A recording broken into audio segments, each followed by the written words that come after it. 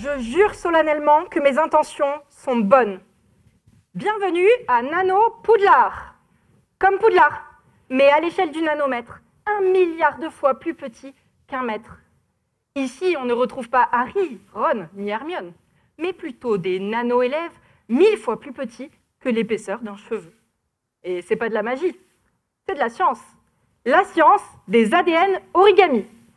Puisque oui, moi, ma thèse, c'est faire des origamis. Mais pas en pliant du papier, en pliant de l'ADN. On peut alors donner à nos ADN origami les formes de notre choix.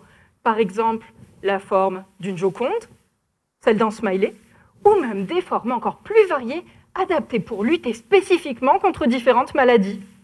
Non, parce que nos élèves de Nano Poudlard, ils n'assurent pas à devenir ministres de la magie.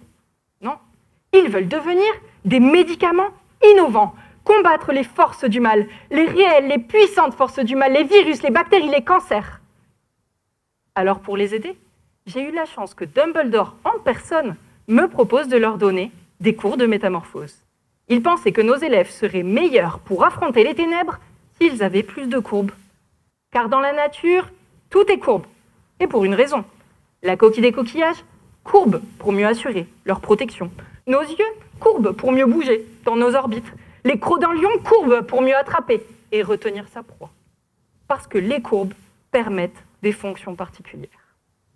Protéger, bouger, attaquer.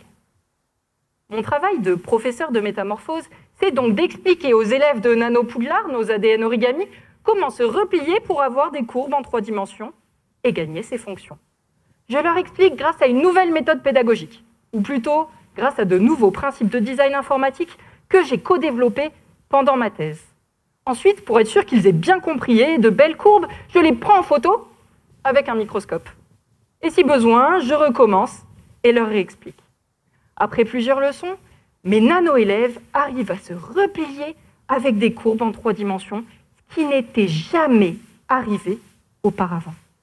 Et devinez qui me remerciera plus tard? Le professeur de défense contre les forces du mal. Car grâce à leurs courbes, nos nano-élèves sont maintenant prêts à être pleinement entraînés pour combattre les mange-morts en épargnant les innocents.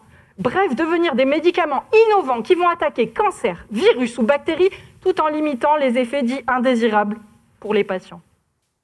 À Nano Poudlard, grâce à mes cours de métamorphose, on retrouve donc désormais des nano-élèves en bonne forme pour demain nous défendre contre les forces du mal.